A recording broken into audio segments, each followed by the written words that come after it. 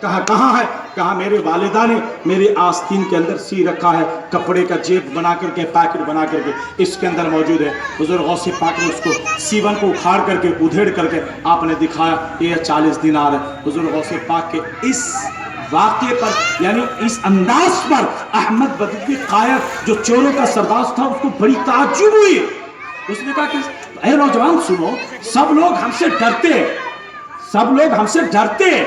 اور اپنا کوئی سامان بتاتے نہیں جلدی، لیکن تم نے اتنی سچائی کے ساتھ، اتنی ایمانداری کے ساتھ وہاں چھپا ہوا تھا، ہم لوگ، ہمارے بندے تم کو چیک کر لیے تھے، نہیں ملا تھا، تم اس کو چھپا سکتے تھے، بچا سکتے تھے، بچ جاتا تمہارا۔ حضور غوث پاک رضی اللہ تعالیٰ عنہ ارشاد فرماتے، سنو، جب میں جس وقت گھر سے نکلا، میری والدہ نے اس کو سی کر کے دیا اور کہا بیٹا پوری زندگی بھر سچ بولنا،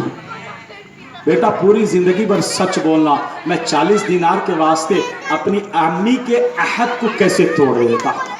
اپنی والدہ کے عہد کو کیسے توڑ دیتا؟ 40 دینار کے واسطے میں اپنی والدہ کے عہد کو نہیں توڑ سکتا۔ میں نے اپنی والدہ سے عہد کیا کہ ہاں ماما، میں پوری زندگی بھر سچ بولوں گا، سچ کے علاوہ کبھی بھی جھوٹ نہ بولوں گا، اور میں نے اپنی امی کے عہد کو پورا کیا۔ احمد بدوی کا جو حضور غوث پاک نے جو یہ بات کہی نا، یہ بات نہیں تھی، حضور غوث اعظم کی زبان سے نکلی ہوئی تیر تھی، جو احمد بدوی کے دل میں چبھ جاتا ہے اور اس کی آنکھوں میں آنسو جاری ہو جاتا ہے، وہ رونے لگتا ہے اور روتے ہوئے کہتا ہے کہ سنو، حضور غوث پاک رضی اللہ تعالیٰ عنہ ارشاد فرماتے، اس میں رونے کی کیا بات ہے؟ میں نے 40 دینار تم کو نکال کے دے دی، تم لے لو اور ہم لوگ کو چھوڑ دو، ہم لوگ چلے جاتے ہیں۔ احمد بدوی کہتا ہے کہ سنو سنو، حضور غوث پاک رضی اللہ تعالیٰ عنہ سے، یعنی آپ کا بچپنا ہے، اس وقت وہ کہتا ہے کہ سنو سنو، آج تک 40 سال ہو گئے، 40 سال سے ہم لوگ اس مقام میں ایک دم، مطلب سمجھو ہنگامہ مچا رکھا ہے، چوری ڈکیتی تمام قسم سے راہ زنی وغیرہ ہم لوگ مرڈر کرتے، قتل کرتے، سب کچھ کرتے، لیکن آج تک تم جیسا انسان ہم کو نہیں ملا۔ بہت سارے لوگوں کا آمنا سامنا ہوا، تم نے صرف ایک امی کے عہد کے خاطر اپنی مال کو، اپنی جان کو خطرے میں ڈالا، اور ہم نے بھی اللہ سے عہد کیا تھا کہ ہم دنیا میں جا کر اچھے کام کریں، ہم نمازیں پڑھیں گے،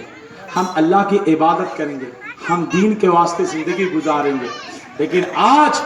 تم نے اپنی امی کے عہد کو نہیں توڑا اور 40 سال سے ہم اللہ کے عہد کو توڑ رہے ہیں۔ افسوس ہے ہماری زندگی پر۔ اس نے اپنے آپ پر افسوس کیا، اور افسوس کرنے کے بعد حضور غوث پاک رضی اللہ تعالیٰ عنہ کے ہاتھ پر اسی وقت اس نے اپنی پوری زندگی بھر کے چوری ڈکیتی راہ زنی تمام قسم کے گناہوں سے توبہ کی، اور پھر اس کے بعد سے اس نے ڈکیتی چھوڑ دیا اور چھوڑ کر کے اللہ کی عبادت کے واسطے حرم شریف خانہ کعبہ میں چلا گیا۔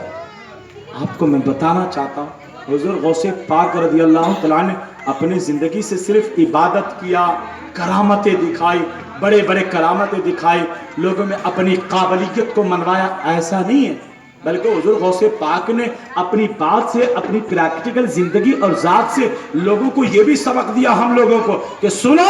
اپنی ماں باپ کی فرما برداری کرو، تمہاری ماں جو تم کو سمجھاتی ہے، نصیحت کرتی ہے، وہ تمہارے فائدے کے واسطے، تم اس کو مانو اور اس پر عمل کرو۔ حضور غوث پاک کو والدہ نے صرف ایک بار کہا، بیٹا سچ بولنا۔ غوث پاک چاہتے تو اس وقت 40 دینار کو بچانے کے خاطر جھوٹ بول سکتے تھے، لیکن نہیں، آپ نے سچ بولا، اور سچ کا فائدہ کیا ہوا؟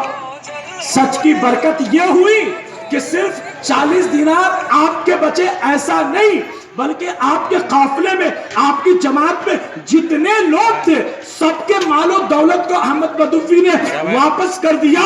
صرف اتنا ہی نہیں، حضور غوث پاک کے ایک سچ بولنے کی وجہ سے احمد بدوی کے ساتھ ساتھ 40 ڈاکوؤں نے گناہوں سے توبہ کر کے اللہ کا نیک بندہ بن گیا۔ ایک سچ کی برکت دیکھو۔